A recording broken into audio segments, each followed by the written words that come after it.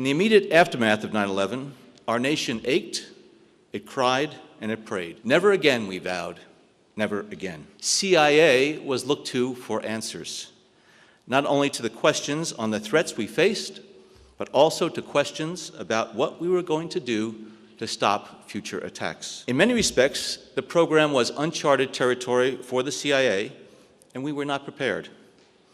We had little experience housing detainees, and precious few of our officers were trained interrogators.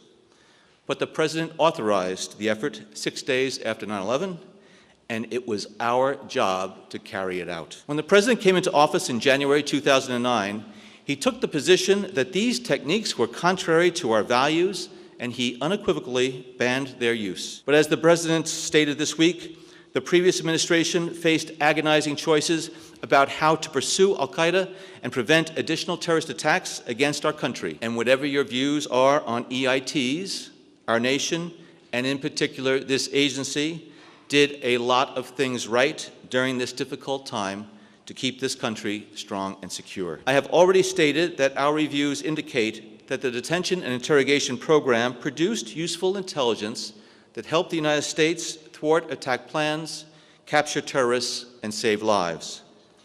But let me be clear.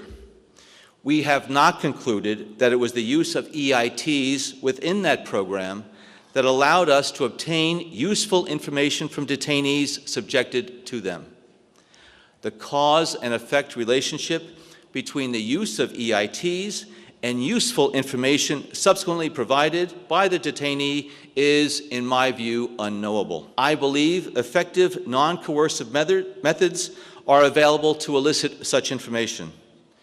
Methods that do not have a counterproductive impact on our national security and on our international standing. The record simply does not support the study's inference that the agency repeatedly, systematically, and intentionally misled others on the effectiveness of the program. I think there is, as I said in my remarks, there is no way to know whether or not some information that was obtained from an individual who had been subjected at some point during his confinement could have been obtained through other means. It's an unknowable fact. There was useful intelligence, very useful, valuable intelligence that was obtained from individuals who had been at some point subjected to the EITs. Whether that could have been obtained without the use of those EITs is something, again, that is unknowable. We, CIA, are not in the detention program.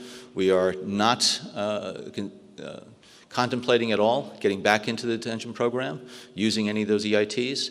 So I defer to the policymakers in future times when there is going to be the need to be able to ensure that this country stays safe if we face a similar type of crisis. I tend to believe that the use of coercive methods has a strong prospect for resulting in false information, because if somebody is being subjected to coercive techniques, they may say something to have those techniques stopped.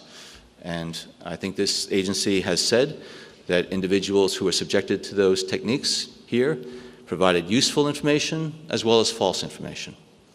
And as our experts try to pour through a lot of data and information, that job is made more challenging if you get more false information.